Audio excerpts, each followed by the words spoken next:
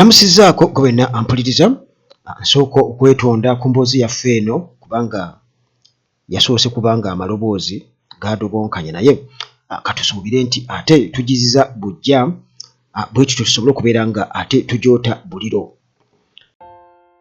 Nantaba ayasizza ebyama Sserubogo battamutte era nga abaamutta munnange si mulala ye gavumenti kennyini era nti yali suicide sigamba nti yetta yekka.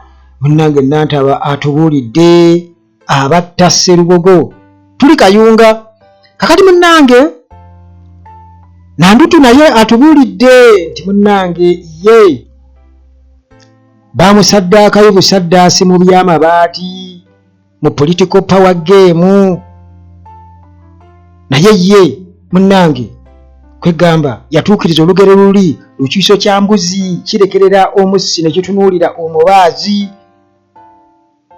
Be baalina okukwata oba be baalina okubeera nga bavunaana baali balala nnyo naye yafuuka munyampi. Jana Museveni munnange bw'ati atutegeezezza nti ye talina bank account mu mawanga g'ebweru. Asinzidde ku ki? Talina bank account mu mawanga g'ebweru.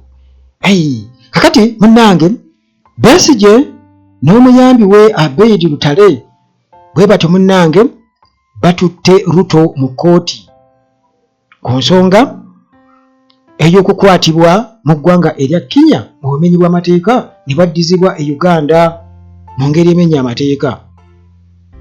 Ate nga munnange ku sayidi endala batutegeezezza nti Museveni eggwanga lino munnange si yalifuga. Kakati waliwo mbu ebiragiro munnange gye biva ewalala so nga ate munnange ne mu kibiina ekya UPC olowooza tebagoberedde NRM bwe batyo baggyeewo ekkomo ku myaka ne ku bisanja. Baggyeewo ekkomo ku bisanja tebeeteekera okusobola munnange ate okwongezaayo akena ng'akyaweereza era nga bwe batyo munnange bino byonna babikola nga baziimuula ensala ya kkooti eyabadde ekomekkereza obukulembeze bwa Akena obutali mu mateeka mu kibiina kino ekya UPC. Kale munnange ago n'amalala mangi nnyo mu mboozi yaffe ey'essaawa eno wano ku Uganda Atlantic mu mikwesese bwentyo natudde dda.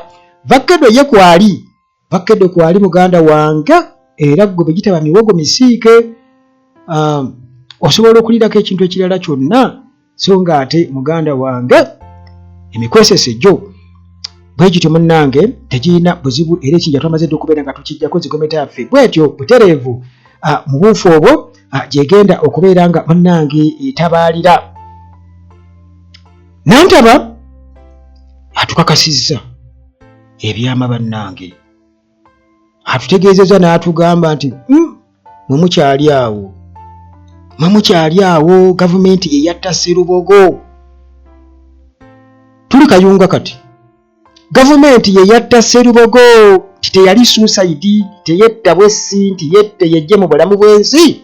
Nantaba atubuulira Honorable Aida Nantaba Kayunga District Mali MP bw'ati munnange atubuulidde amawulire gano nga kale tegatusobodde kubeera nga katujja enviiri ku mutwe nti tetugawulirangako oba tetuteeberezangako kubanga obubonero bwonna bwalaga nti Sserubogo teyetta yekka. Naye kati munnange bw'atyo Nantaba akakasizza bannayuganda nti bannange Sserubogo teyetta yekka nti omugenzi Muzeeyi Feffeka Sserubogo former LC5 chairperson Kayunga yattibwa buttibwa era nga munnange abamutta be ba government mafias. Teyali victim wa suicide nga officially bwe kyali reported nga bwe batutegeeza muganda wange mu butongole nti yetta. Tebwerabira munnange nti Hillside View Apartments gye bali nnyo wali ku Kasozi Jjanyi Entebbe Road tuuka ekajjansi Namulanda Kitende buuza ejjanyi ku kyaki bajja kuba munnange bakulagirirawo ejjanyi ku kyaki awo we wali akapande okuli Hillside View Apartments era munnange ziri awo waggulu ku Kasozi. Hillside View Apartments omuli buli kimu olina kutwala butwazi tulootwo ate nga apartments zino tolina kyolaki nga amasannyalaze tegavaako, wifi ebeerako full time okukosa ne security. Ate nga munnange ebisenge bisukka mu kimu, tosobola okubeera ne famire yo n'eddiiro eriyoyoto bulungi, omuli music system ne TV gaggadde. Bw'otuuka ku balcony wali empewo ekufuuwako bulungi nnyo, so nga ate ne compound nnene nnyo, parking nnene, mulimu ne tenti osobola okutuulako wabweru wali, so si nti mbeera we napangisizza wokka, ye Hillside View Apartments. Transport wa bwereere wekasooba nga munnange obabuulidde nti ndi ku airport n'okumpimpi awo, emmotoka ejja kukunona ekutwale ku Hillside View Apartments. Aba maintenance palace bano balina solar systems, ne bagamba nti balina water heaters nga zikozesa solar, CCTV cameras zikozesa solar, balina water pumps zikozesa solar, security lights amataala aga security gakozesa solar, gejjako gokka geeteekako gokka, ne bw'oba toliiwo nga wagenda Bulaaya kitegeeza ewo wabeera waaka ekiro, teweetaaga muntu kugateekako. Kale bano balina ebyamazzi byonna, balina ebyamasannyalaze byonna, era nga bema maintenance palace. Gwe munnange beesige bwesizi ogende. Kakati ate munnange omusawo gy'ali dokita, abantu bankubira amasimu buli lukya, wabaawo omuntu oba abantu abanoonya okujjanjabibwa. Kitegeeza munnange abantu beetaaga obujjanjabi, naye omutuufu y'ani? Bagamba tituufu liva wala, naye nga dokita waali, era gwe jangu wano ebirwadde byonna, pressure, sukaali, yagamba si birwadde ebyo, yagamba nti bisi birwadde, just kunazaako bunaza wali obawawo ensonga. Ye dokita yakola research n'amukuguka, qualified doctor, so si nti dokita waliwo yanga nti musawo wa kinaza, dokita yasomera ddala ssebo, n'atuuka n'okuba nti alongoosa surgeon dokita, va ku ebyo. Kale ndoza tugende mu maaso bulango bula tunaabufuna, kubanga munnange amawulire gano gagenda tulwaza pressure, naye ate pressure si bulwadde, eddagala tujja kulifuna. Kakati munnange kyannaku nnyo omuntu okubeera nti no yaggyibwawo mu bulamu bw'ensi eno olw'okubanga ebyobufuzi n'aleka abaana be, ate n'akalulu nako naye yali badde amuddira mu bigere, ne bafuba okulaba nga bakabba mu kwewaana ewatali yadde n'okulumwa nti twatta omuntu. Kale waakiri ennufu keekole kikeyeddiza ekifo kyayo. Byonna muganda wange bizibu nnyo. Kakati munnange Nantaba bw'ati atutegeeza, era yabadde ali mu village meeting ku kyalo eyo e Kayunga. Nantaba n'agamba nti waliwo abanene mu gavumenti, powerful government linked individuals abaategeka enfa ya Sserubogo, era nti ensonga zaali za ttaka, land disputes, waliwo enkayana ku ttaka, era bw'ati ategeeza nti bamafia bwe bati munnange bastaginga okufa kwe, be baakutegeka basobole okubeera nga bakweka obujulizi nti yetta bwessi, yovulawo nga munnange bamuwanika ku muti ng'eyeetuze, okusobola munnange okubuza obujulizi, bavoiding accountability. Kakati Nantaba ayongera okubeera nga atunnyonnyola, atugamba nti obutemu buno bwakolebwa nga beegendereza nnyo, era nti babupulaninga okulabika nti nno ebeerenga suicide, ng'alinga omuntu eyesse yokka. Munnange nga kino kyakolebwa okubeera nti nno bawudiisa okunoonyereza wamu ne general public, abantu tubenga tukitwala bwe tutyo nti yetta, naye twabigaana. Kakati Nantaba ayongera okubeera nga atukakasa, atugamba nti nno cover up yonna eno yali meant to silence questions about real cause of Sserubogo's death. Byonna babikola kubikkirira. Kakati Nantaba era agamba nti nno former minister Amos Lugoloobi nti bino byonna abimanyiiko, era amanyi abo abali responsible, amanyi abaakikola, amanyi abatta Sserubogo, naye munnange yasalawo asirike kubanga munnange naye nga bamutiisatiisa okubeera nga bamutta. Bamugamba tujja kuggyawo ggwe. Kakati munnange minister ono naye yaliko mu saga y'amabaati Amos Rugoloobi bw'atyo n'atya si yakaaba amangu n'atya yakaaba mu kkooti yakaaba ai bannange bagamba nti zigali omusajja alikola n'omusajja yakaaba ebyaddala kakati munnange nga bamutiisizza okufa alabika ndowooza yatonyeza ab'ezziga n'agamba bannange temunzita sijja kwogera kakati munnange Nantaba MP bw'atyo munnange atugamba alabula nti abantu bonna abaali badde ba-exposinga ba mafias bano abaali badde babaanika nti bano babadde nga bajja batiisibwa okubatuusaako oba okutuusibwako obulabe era n'agamba nti no munnange eno culture ey'okutya ereetedde amazima okubeera nga gaziikibwa n'obwenkanya obutatuukibwako okumala ebbanga lino lyonna.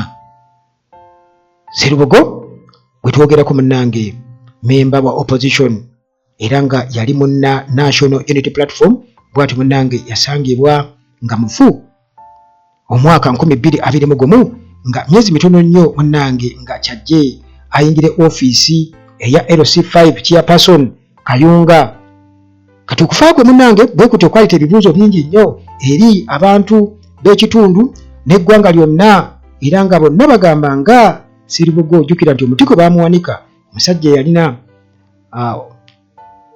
obulemu nga yali mulema kakati nga beewonya engeri gye yakoze eki gye yawalampa omuti ogwo engeri gye nga balabira ddala kikisoboka kubanga yakeera ku makyanduuza agenda kusaala subuhi okukakkana ate nga bamulinze awo baakimanya akeera ku nkya agenda kufuna wuzu era awo munnange bwe baamutagetingira okukakkana nga bamutuze kakati munnange tino wakubadde nga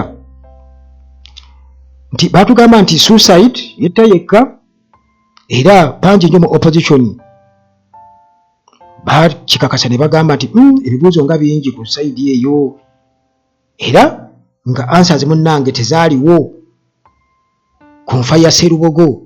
Nantaba munnange okutubuulira bino kitegeeza nti ate kaakati munnange walabika weetaagawo independent investigation to uncover the truth behind Sserubogo's suspicious death.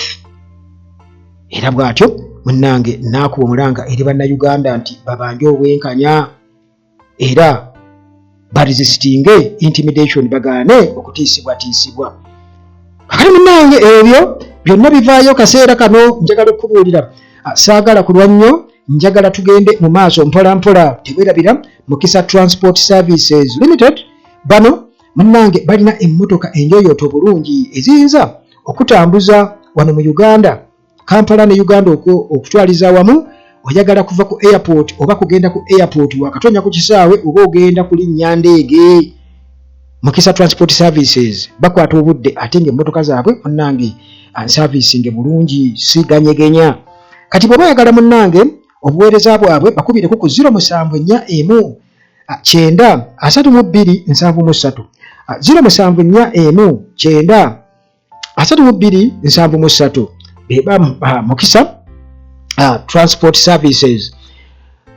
All right, tukyagendera ddala mu maaso kakati nandutu twayogedde ku mabaati wano ku mukulu Amos Rugoloobi Nantaba gwagamba nti abimanyi bulungi ennyo by'okufa kwa Sserubogo kakati jjukira nti naye yaliko munnange yagenda yawunyako ko mu kkomera yawunyirizaayoko ku lusu lwayo eruzira wali ku limanda eruzira ku nsonga z'amabaati era kukakana mu kkooti nga bw'ati musajja mukulu atonyeza ezziga yakabyako eriiso limu bw'ati nga ggoonya ate ekyo kyenje nkitegeere kati naye munnange ensonga ze zimu ez'amabaati ezo waliwo omukyala ayitibwa Nandutu kakati ono munnange naye bw'atyo akubye omulanga mu ngeri y'okulaajana ku nsonga z'amabaati sikando y'amabaati agamba munnange ze bansaddaaka mu political power games bamusaddaaka ye nga Agnes Nandutu bino nno abinnyonnyola atya ddala kituufu yasaddaakibwa oba kakati ono atugamba bw'ati Honorable Agnes Nandutu ono nga State Minister for Kampala Affairs bwatu munnange yeewunyisizza kooti olunaku lwabadde lwakuna Julayi nga 25 ono yagambye nti nno munnange ye yali victim of political power games mu gavumenti ye bamukozesa ng'omwenyampi byonna baabiteeka ku ye balina gwe baabiteekako era nga ye gwe basacrificinga bamusacrificinga bamuwe ssente kubanga era nazo babazirina ati bazibba era bakyazibba bali badde bamugamba sirika leka tukuwe kakali munnange Nandutu bwatyo ali mu kwewozaako ku misango egigambibwa nti munnange bwatyo yakwasaganya bubi ensonga y'amabaati agaali galina okubeera nga munnange gayamba abankuseere e Karamojja. Nandutu omusango gwe bwe gutyo munnange guli mu kuwulirwa wano mu Kampala era nga ono atubuulidde alwadde obujulizi bwe bwatyo n'ategeeza nti nno baamuwa ekifo mu ministry nga talina experience era tebaamuwa proper guidance teyoba kulambikibwa kumala oba kutuufu. Yagambye nti munnange nze nali first time minister nga nkola kyonna ekisoboka mu mbeera ey'okutabulwatabulwa mu mbeera ey'emivuyo. Nandutu bwatyo bw'atugamba nti emivuyo giri waggulu awo miyitirivu nnyo. Agamba nti nno ye si ye yali mastermind kwegamba si ye yali avunaanyizibwa ku nsengo eyo butereevu naye munnange gye byaggweera nga ye asaddaakiddwa. Nandutu bw'atyo munnange atutegeeza okusinziira ku bujulizi bwe yawadde. Yagambye nti nno okusalawo okusinga obungi mu ministry kwakolebwanga nga tategedde oba tategeezeddwa nako nga talina kyakimanyiiko era agamba nti nno ba senior officials be baakolanga pulaani era ye baamukozesa nga scapegoat. Ebintu singa munnange ebintu bwe byatabuka bwe batyo munnange ye baamukozesanga olwetaasizo byonna ne bamweyambululirako mu njogera ennyangu. Kati Nandutu bw'atyo agamba nti nno yeesiganga nnyo bakoligizi be bye yali ng'akola nabo era nga bye bamugamba byakola instructions ze bamuwa zaagenderako naye munnange oluvannyuma ate byonna baabiteeka ku ye. Agamba nti buli kimu baakikola mu bwangu, buli kimu baakikola ku sipiidi eyayiriyiri era nga bamuleetera empapula sayininga wano ye munnange ng'alowooza akola mulimu gwe tasomaamu tabuuza bibuuzo asayininga busayinizi. Muganda wange ogenda okumaliriza nga ebintu bimukyukidde. Kati agamba nti nno yategeeza mu kkooti nti akulira ofiisi eya prime minister nga beba kalabalaba akulira yenna bbanja I think nga beba kalabalaba w'ensonga ze Karamojja ministry mbu yalakinga clear communication n'okwasaganya omulimu gwe nga bwe kiteekeddwa okuba. Kakati munnange okutabulwatabulwa kuno Nandutu agamba nti nno kyekyaleetera ebintu okubeera ebizibu ennyo ye okutegeera ki ekituufu oba ekikyamu kubanga munnange emivuyo giri eyo order from above mugire muti mukole muti ate okwesyoninga ki jukira mu baagukuwa tolina bumanyirivu n'abantu bakyebuuza bagamba ye gavumenti ya Museveni bwetyo bwegaba emirimu emala gagiwa abantu bwe bati abatalina yate kati ne prime minister nabbanja yekennyini yagamba nti yali tamanyi mirimu gya prime minister ne bamugamba nti yali ayogerako na Alupo vice president nange zisibitegeera kati nkole ntya semena muvuna Museveni yamugambye nti gwe tofaayo bajja kuba bakuwandikira buwandikisa ebyokwogera gwe tofaayo ojja kumanyira kati muganda wange yamanyira dda yamera nadda kitegeeza oba yalalambalira mu bukyamu gye yategeerera eyo ebintu kakati munnange ababonaabona be bannandutu okusinziira munnange ku biriwo essaawa eno kakati bo baliwo experts bagamba nti Nandutu obujulizi bwe yawadde kitegeeza nti kakati bumaze okubeera nga buyimusa ebibuuzo ebingi ennyo ku butya ministries bwe zitraininga abantu wamu munnange n'okubasapootinga. Kakati awo muganda wange ebyo bya Nandutu abadde atubuuliramu okwo twagala okumanya ebiri mu gavumenti ya General Museveni kubanga emivuyo mingi nnyo. General Museveni eyeyogerako ng'omugagga ye kennyini nnyini naye tatubuulira soosi ya ssente ze kyekizibu kubanga atugamba afuna miliyoni 4 mu gavumenti mbuyagana omusaala guli omunene gwe miliyoni 5 emmeka kyokka teyeyogerako ng'omugagga omuzibu ate yajja mwavu nnyo nga talina kaalina n'abantu be naye kati bagagga nnyo. Kakati munnange ono yabadde ayanukula Muwanga Kivumbi n'agamba nti ye talina bank accounts abroad, talina bank accounts wabweru w'eggwanga, tazirina bank accounts tazirina. General Museveni bannange teweerabira aba Timo Property Consultants gye bali nnyo mwe agala ogula ettaka oba okutunda ettaka ery'ekyapa bw'oba oyagala kuzimbira nnyumba bakugula nnyumba ewedde. aba Timo Property Consultants balina construction company era bakoze emirimu mingi nnyo be ba Timo Property Consultants Limited. Bakubireko ku namba zaabwe weziri awo. Kakati munnange General Museveni ng'atutegeeza kubanga General Museveni ayogedde nnyo aze yecontradictinga nnyo mu bintu okusita ku status ye gy'aliko kati ng'omugagga kubanga bagamba nti General Museveni oyo gwolaba nti asinga abakulembeze bangi mu nsi obugagga. Muyinza okulaba Kim Jong-un mwoza mugagga kumbe Museveni mugagga. Muyinza okulaba abapulezidenti ba France bali banimuza bagagga kumbe Museveni mugagga. Oyo gwe mulaba oyo. Kakati munnange avuddeyo n'ayogera publicly n'agamba nti ye talina private bank accounts abroad era n'asambajja ebyogerebwa nti kugamba ebyogerebwa ab'oludda oluvuganya ku bugagga bwe n'engeri gy'awaamu ssente abantu.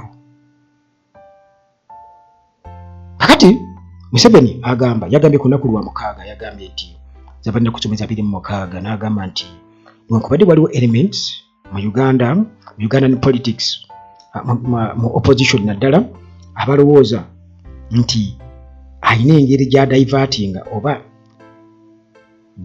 gyankyankalanya ssente eziva mu budget enene ennyo eya State House okubeera nga munnange aziteeka ku akawunti ze ng'omuntu. Agamba nti ye talina akawunti ezifaanaganako bwe zityo mbu tazirina. General Museveni tazirina esente zazitirika ba Museveni ono ddala kale tukimanyi nti waliwo abazirina basudiiru baziddukanya n'abalala naye era ate okubanga alina akawunti yetusobola okukola ki okugwako anywhere. Kakati munnange Museveni bw'atyo mu ngeri bwetyo n'atutegeeza nti ye sente zonna zebamuwa mu budget ya State House nezo eziweebwayo nga donations mbu aziwa bannayuganda abeetaavu. Ekisooka twetaaga okubala Museveni emirundi gy'agaba ssente tetumanya ne mmeka z'agabye ne ssente mmeka eziweebwa State House na mmeka ezivaako ez'okugaba kubanga kati alinga agamba nti ssente zonna ze bawa mu budget ya State House mbu zonna azigabira abantu ke betumulaba agaba amabaasa kyalinga ategeeza tukwata bujiga. Kakati munnange General Museveni jjukira nti bino byonna birina okubyogera kizze oluvannyuma lwa primaries za NRM okubeera nti zizze abantu bazikwitisalizinga okubeera nti zibaddemu omusimbi omuyitirivu ennyo era ng'abantu munnange bagamba nti zonna sente zamuwa musolo. Kakati bino byonna General Museveni okubyogera yabadde abyolekeza Honorable Muwanga Kivumbi omubaka owa Butambala County ono nga yavaayo juzi n'ategeeza n'agamba nti nno abo bonna abagulirira abalonzi baali babikopa ku General Museveni engeri gye bamulaba agabamu amabaluwa aga Brown nkola ye y'okubeera nga agaba amabaluwa. Kakati munnange nkola ya NRM ey'okubeera nti nno bagaba ssente buli kimu babeera bagaba ssente. Kati Museveni bw'atyo ye nga agamba nti nno walina okubaawo distinction okwawula wakati w'ebigambo kyayita okurongoora, rewarding people for work done, okusiima oba akwalibadde akasiimo okurongoora kyalunyankole, ne bribery oba okugulirira. Ng'agamba nti ebbaluwa oba si ebbaluwa wabula ebbaasa eza Brown zagaba mbu ezo munnange kaba kasiimu, era nga nti kaba kasiimu okuva eri Republic of Uganda, era nga kaba kasiimu akaweereddwa okuva eri President kawa abantu abo ababa basaanidde ababeera balina kye bakoze, katugeze mu bulimi oba okuyimba oba ekintu ekirala kyonna oba abakadde basisinkana ku nguudo. Kakati awo wewali General Museveni tetumanyi oba nti mu kifo kya gavumenti okuba ne programu erabirira abakadde, katugeze n'okubatirawo akasente abakadde abatakyasobola kukola. Ti gavumenti mufo ky'okuba ne budget nti omuntu bw'oweza emyaka bwegiti kitegeeza oba ogenze mu retirement, ne bw'oba tewasoma kitegeeza bw'oweza emyaka bwegiti oba owezezza emyaka ekugamba nga tosobola kubako kye weekolera. Gavumenti kale ekufunirayo katugeze kale emitwalo 3 buli mwezi n'obeera ng'ogafuna okusinziira ku musolo gw'obadde ng'ojja okola ng'owa gavumenti. Tusuubira okuba nti gavumenti ebadde nayo ekola investments ng'esobola okuba ne ssente ezo returns zisobola okuvaamu ssente ezisasula abantu nga bawaayo abantu. Ne kati General Museveni olw'okuba nti ayagala nnyo okukola kiri kyayita cheap politics, kyagobako bannakyesigalize yekka ekya cheap politics. Kaakati asalawo n'abeera nga yalina okukwata mu nsawo mbw'agende ng'awa abantu nti bamutende ekisa mbw'ayamba nnyo, naye yerabira nti abo baawa essente abakadde bakaddiye ekisooka bakaddiyidde ku mulembe gwe, ekyo kimu nga tebalina ke balina era bavuddeyo mu mulembe gwe nga akasima ebbumba. Abamu ku bo babanja n'okubanja bamuwogera mu lutalo n'abeerabira, ekyo kiri awo. Ekyokubiri, balina batabani baabwe ne bazzukulu baabwe byabasoberedde kane mu kibira kubanga ebyenjigiriza baabitta, buli kimu baakyonoona, obwavu bwe bulinga obwavu. Kati ssente mufo ky'okukozesebwa okubeera nti nno basomesa abaana b'eggwanga basobole okuyamba abakadde baabwe oba n'okuzimba enguudo n'ebirala byonna oba amalwaliro bano, kubanga tebwe bamuwa akabaluwa akabaasa ako kaba kalimu obusente obutasobola kubeera nga bumuyamba nti yejjanjabe, kubanga mu malwaliro ga gavumenti omala kufunya kikonde okusobola okuyitawo n'eddagala bakurifaringa burifarinzi kugenda ku kliniki zaabwe eziri wabweru oli bule. Gavumenti eddagala teririyo mu malwaliro, tukimanyi bulungi nnyo ekyo. Kakati olaba nti Munnayuganda Museveni aba amureducinze ku level eyo ey'okubeera nti nno kati amulinde kukuba amuweeyo ebbaasa mbu muli obusente ate nga si mulimu gwe, kubanga lwaki budget ya State House eba nnene nti tetumanyi lweyerowooza n'abantu baawa bamuswaba. Asobola n'okubuuza abantu ku kyalo kya Museveni yali awaddeyo ani ssente ng'ayimirira, tumulaba ayitawo buyisi ng'obusajja bwe butuwoonenga buti n'emiggo mufeeyo mu kkubo tugamba okuvaayo mu kkubo. Baagala mbu oyimirire eri emmotoka ogiteeka eri ogijje ku luguudo, okitegeera.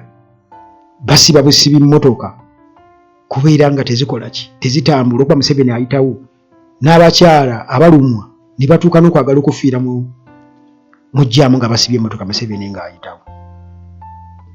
Titumulaba bw'ayimirira, lumunumu lw'ayimirira mbwa yeegula, mbw'asanga abakuba bbulooka ababuuza, omusajja wa bbulooka yamuddamu bulungi n'amugamba nti sina kye neetaaga, ndi fayini. Gwe olaba neetaaga ki? Kuba ng'obuuza omuntu oba ng'amuduulira oludde omulaba omusajja ali mu kuswagula kuba bbulooka, ng'ate omubuuza nti olina obuzibu bwonna challenges, akugamba ki? Nfulira ekyuma ekikuba bbulooka. Kakati munnange Museveni yawadde ekizampo eza miliyoni 5 ziyawa omuzinyi dansa Bwora mu Butongo Patongo, yamusanga Patongo, era ng'agamba nti ekyo kijjirawa bwe yamuwa akasiima ako mbu omuntu ate asobola otya okubeera nga akikyusaamu okubeera nti nno kwali kugulirira oba yali bribe.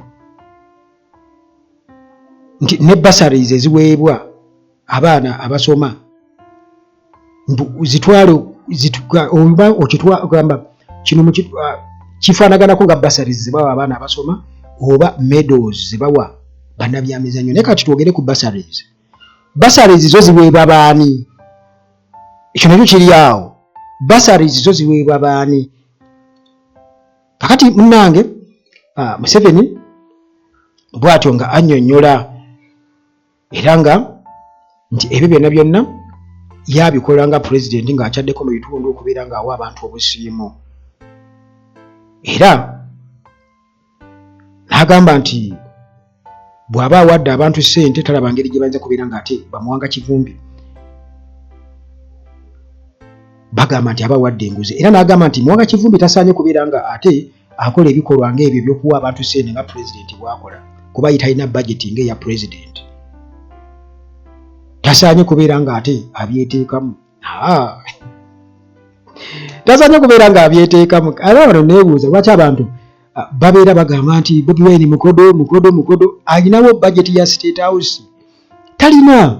Kati awaayo bw'awaayo akakadde kati ngeze mukuzi kati ng'awaddeyo ntono nnyo ng'akoze atya ngenge abantu baba baaki kakati azijjewa zaawaayo mwe muziraba muzirina namwe temuzirina naye tazirina. Kakati munnange ye agamba nti muwanga kivumbi baliko eddaawo okubeera nga boogera ebigambo ng'ebyo kubanga oba oli awo bo balowooza nti public donations Museveni ze bamuwa Museveni zaawa bw'oba oli awo ssente ezo yandibadde oba oli awo azitwala mu mawanga g'ebweru n'aziteeka ku akawunti eziri eyo. N'agamba naye ye talina akawunti zifaanaganako ng'ezo, tazirina. Kakati Jero Museveni jjukira nti munnange yeeyogerako ng'omusajja omugagga ennyo. Nze kye kyensinga okutunuulira. Kakati bw'abanga ssente ezo ddala twagala okumanya amakulu alina otubuulira yagaggawala atya, alina okutunnyonnyola kubanga awo alina okubawo accountability. Tosobola kweyogerako ng'omugagga kubanga ewali omulima tofunyirawo ngalo.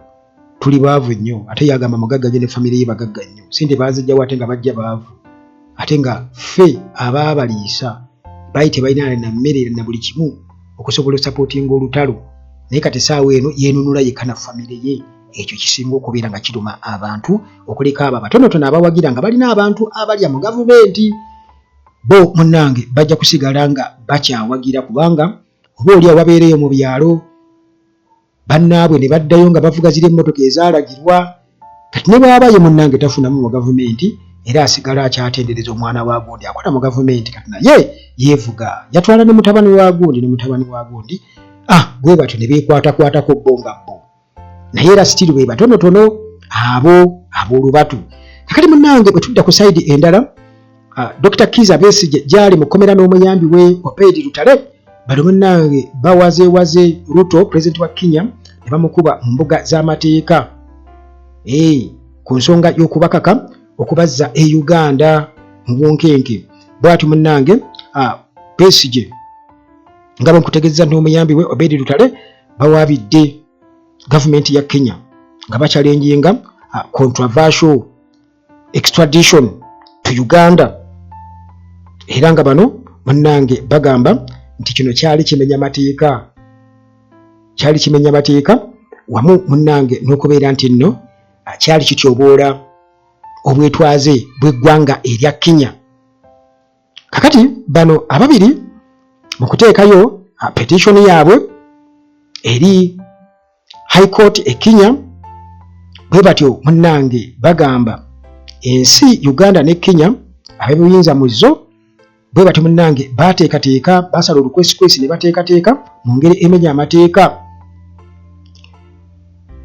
okuzibwa kwabwe e Uganda mu Novemba ekintu munnange ekimenya amateeka aga Commonwealth countries. Era munnange ne bagamba okusinziira mu tteeka Act Cap 77 okusinziira ku kooti documents empapula Besigye ne Lutale bagamba nti nno bayingira mu ggwanga erya Kenya mu mateeka nga bayita ku Jomo Kenyatta International Airport November 16, 2024 era nga baali bagenze ku kutongoza katabo aka munna opposition mu ggwanga erya Kenya Martha Karua. Kakati bano bagamba nti mu kaseera mpaawo kaaga nga bakatuuka bwe batyo munnange mu ngeri y'effujjo baawambibwa abasajja abaali babagalidde emigemerawala nga bali mu ngoye eza bulijjo. Bano mu kugezaako okwidentifyinga gye bali okubabuulira nti oba bo be baani, babategeeza nti ba police officers mu ggwanga erya Kenya.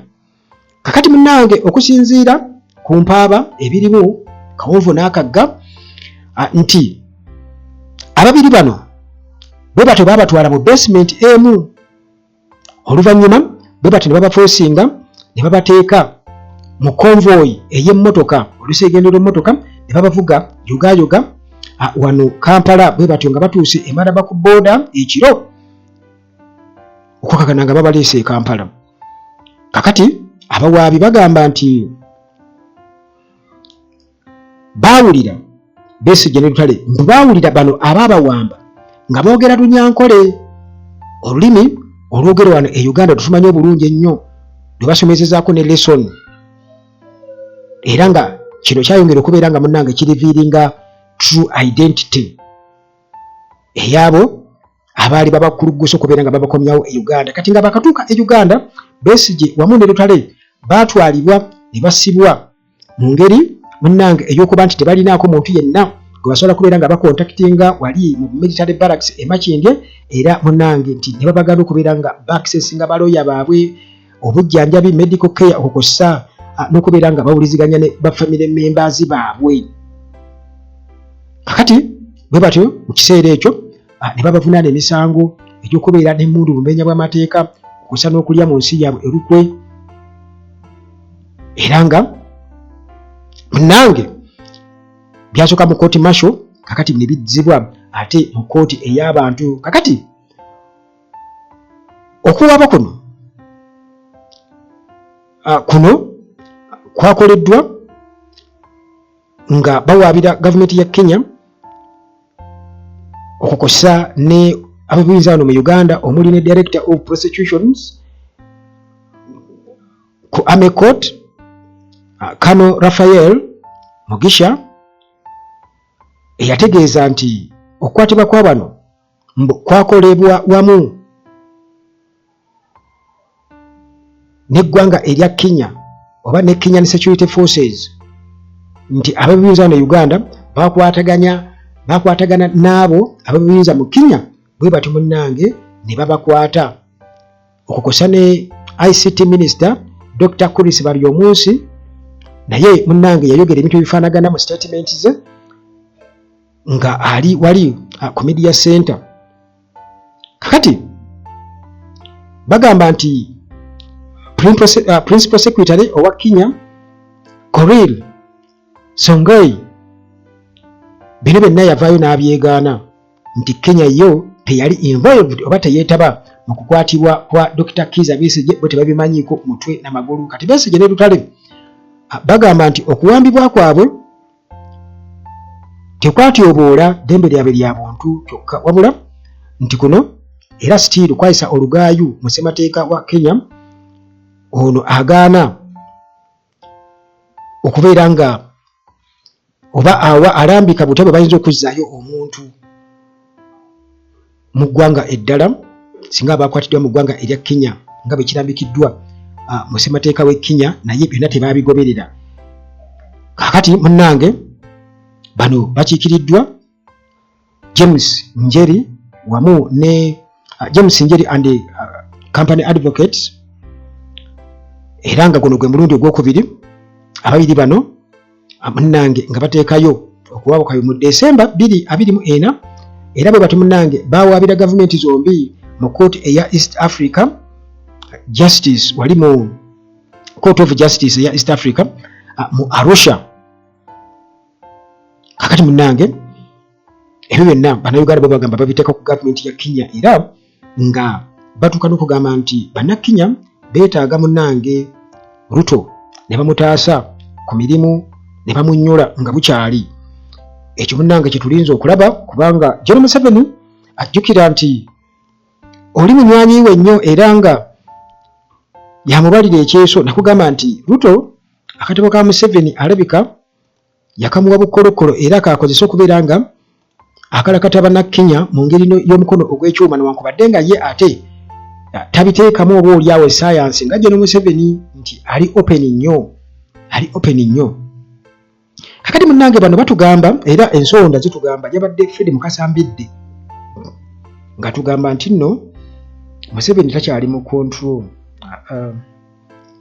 control mbu aliwo just nga kabonero mbu takyali mu full control eya Uganda. Obukulembeze bwa Uganda takyali mu full control. Fred Mukasambidde yatugamba bino byonna tuzze tubyogera ebbanga lyonna era nga abantu bagamba nti Muhoozi alinga yafuga ate nga munnange era kye kituufu. Kakati munnange bwe batyo nga batugamba era nga bino byonna tuzze nga tubiwulira nti waliwo powerful individuals, waliwo abantu emabega essaawa eno abali mu kukola okusalawo okw'amaanyi nga bali behind scenes. Museveni aliwo nga kabonero muganda bwe kyobula nga bamuwa ne intelligence ez'ekibogwe kakati nga eya Besigye era nga tulindiridde bulindirizi kuba ngeri gye bakiwuutanyamu okulaba nti ate bamuwa bail ave mu kkomera. Kakati nti waliwo abantu abakontrolinga buli kimu okusinziira ku Mukasambidde. Ate Mukasambidde sinza muwakanya nnyo olw'ensonga nti Mukasambidde jjukira nti ono munne nnyo wa Muhoozi era y'omu ku baloya ba Muhoozi, ekyo mukimanyi bulungi nnyo. Kale kwegamba byayogera nyinza obutabiwakanya nnyo, era nze ngamba kituufu era nga tubadde nga tujja tukyogera nti kituufu. Museveni eggwanga lyamuva dda mu ngalo ate nga era situlo ebintu bya Uganda bitambula nnyo galibengali. Nzijukira wano ejje lya SFC nga Museveni bagezaako okubeera nga kati balaga nti lirina okubeera legalized ng'ebbanga lyonna kiraga libadde mu bumenyi bw'amateeka. Naye ate jjukira nti Muhoozi yatandika okurikuruutinga SFC. Mujjukira mu biseera ebya Black Mamba bwe baasalako palamenti engumi n'eyaka moto gikwatako. Kakati abo bonna abo munnange baalinga tebategeerekeka, naye nga Museveni yasooka n'ayagala ejje lino alifuule separate nga liri independent ku ggye erya UPDF, ekintu abantu kye baakuba ennyo. Naye ate era still mu kugezaako kulifuula kwegamba eriri mu mateeka mu Uganda era still kyewuunyisa nnyo kubanga jjukira nti munnange libadde nga lijja likola ebintu. Jjukira lirikuma ebifo eby'enkizo mbu ebyobugagga mbu abakungu n'abalala, naye ate ng'ekyewuunyisa baalaga nti teriri mu mateeka. Just nti ebadde nga ogani ekwata abantu neebuzaawo abantu ne batta abantu, kiba kitegeeza nti oba oliawo n'okuwawaabira nga tosobola kubanga tebali mu mateeka. Kale kwegamba ebyo byonna nga byewuunyisa era nga biva mu bunafu bwa Gen. Museveni engeri gy'akwasaganyaamu ebintu bye. Kakati munnange bwe tutyo twolekera ekibiina ekya UPC. Kibiina kya UPC kooti emaze okubeera nga esazaamu obukulembeze bwa Akena bwe yewaŋŋamyako, yawamba buwambe ng'akozesa security agencies wano mu Uganda. Kati munnange nga batuuza delegates conference, bano kye baakoze nga bajjawo term limits. Baazimudde ebiragiro bya kooti kubanga kooti bwetu nga yo obukulembeze bwemanyi bwe bwawa lubiri. Naye kakati munnange bano batuuzizza bwe bati ne bajjawo term limits era nti n'Akena ne bamwongera omwaka mulamba mu maaso. Bamwongeddeyo omwaka mulamba katusuubire nti ate omwaka we gunaggwako ate era tayagale kweyongeza. Naye kati bino byonna munnange biri mu kibiina kino ekya UPC era nga ffe tutudde maaso ku lutimba kabina ku ddongo twagala okulaba biki ebigenda mu maaso. Kakati Ssemujjuŋŋanda nga ayogera ku Akena n'ekibiina kino ekya UPC yagamba nti ye okusinziira kale ku ye yagamba nti fallout oba obutakkaanya kati obuliwo wakati wa Akena, mbu Akena agezaako okulaga nti takolagana na General Museveni naye nga Ssemujju Nganda aga nti ebbanga lyonna Akena abadde amanyikiddwa ng'omusajja akolagana ne General Museveni mbuka kati oba oliawo essaawa eno agezaako okwagala okulaga nti nno oba oliawo naye ali relevant w'amaanyi era nga kiraga nti waliwo obutakkaanyaawo wakati w'okubeera nti omuntu asobola okuteeka mu kiguumaaza n'obeera awo ogenda okulaba nga era tofuna kimala yadde omukyala bamuwadde oba minisita n'ebirala naye ate era nga tofuna kimala nga ate olina okubeera nga naawe olaga nti oli relevant sayidiz eyo era y'ensonga lwaki ndowooza tayagala kuva ku bukulembeze bwa UPC alina okukakasa nti abubeerako ate era sitiiro ng'asobola okuwagirwa Museveni ne bwagera n'amugamba nti bagati oli agezaako just kufuna political weight eno asobole okuzitowa eri General Museveni naye atajjukira nti ekibiina kino ekya UPC kisinga ebibiina bingi ababaka mu paalamenti DP teyeerijja ku UPC ku babaka mu paalamenti n'ebibiina ebirala byonna nti ng'oggyeko NUP FDC munnange UPC yeddako ng'oggyeko NRM NUP UPC FDC UPC yeddako ababaka obungi mu paalamenti ebuze ababaka oba baali bameka baali 9 baali bameka 15 bwe batyawo si be balinayo mu paalamenti UPC eyo gy'olaba kakati munnange era Ssemujju Nganda bw'atyo nga ayogera ku nsonga eza Ssekikubo ono Ssemujju Nganda agamba nti yali syndicate nti kino kyali kipulaninge Ssekikubo okubeera nga agibwa mu paalamenti okubeera nga bakomekkereza political career ye era nga kino munnange ne Rwashande kennyini nti mu kumulonda bwe batyo baamuleetanga weapon okubeera nga balwanyisa Ssekikubo asobole okubeera nga munnange Rwemiyaga taddamu kubeera nga agikiikirira so nga ate ne Muhoozi nga twakava mu primary za NRM naye nga alaga nti alinga abadde arevenginga eri Ssekikubo abadde nga arevenginga eri Ssekikubo so nga ne Rwashande yatukakasa n'atugamba nti Ssekikubo abadde mbu apromotinga opposition mbu talaze kulwanyisa NUP kimala mbu NUP egenda egaininga ground Rwemiyaga naye kakati ya azze kujeera agitwalire ddala agigirewo ddala era y'ensonga lwaki twalaba n'obutambi nga abasirikale ba poliisi bazina amazina oluvannyuma lwa Rwashande okubeera nga alangirirwa kale kwegamba nekirabika nti baali bakipulaninze okakasa nti ddala mu butuufu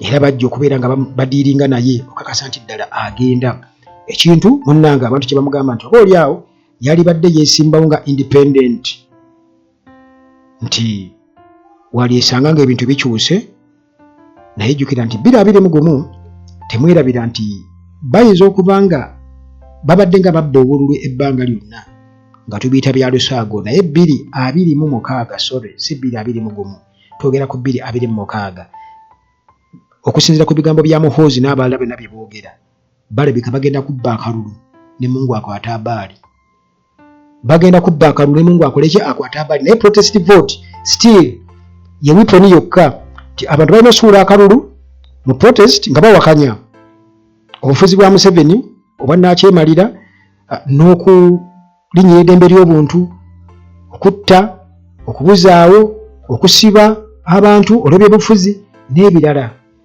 okubba ettaka obuli bw'enguzi bingi nnyo muganda wange bituyina okubeera nga munnange tujjukira nga tusuula akalulu mu busungu tukakube nga tukakupira ddala paka ku ggumba ate tubeerewo tukakume ate tukabanje singa bagezaako okubeera nga munnange ate bagezaako okulagirira amancuulo kati ekyo munnange kitiisiza ddala ekibiira ekiri mu buyinza ekya NRM Museveni munnange nga ebyo byonna kugambye nti bapulaninze nga baagala nti baswaze Bobi Wine baswaze NUP okakasa ensi nti abantu baabivaako guli gwali muyaga gwayita ekintu munnange essaawa eno ekireese obunkenke obw'amaanyi nti bo abantu balowooza ki kituufu kimwogerako kubanga already balaze dde obusungu bwamwe nti ebitundu 8 ku buli 10 ba MP tebabakomezaawo abantu bakiri balonzeemu abala kati kirimu embeera nnyingi nnyo ekyo nti bajja kulonda omuntu gwe bakuleke bakusuulewo ate era still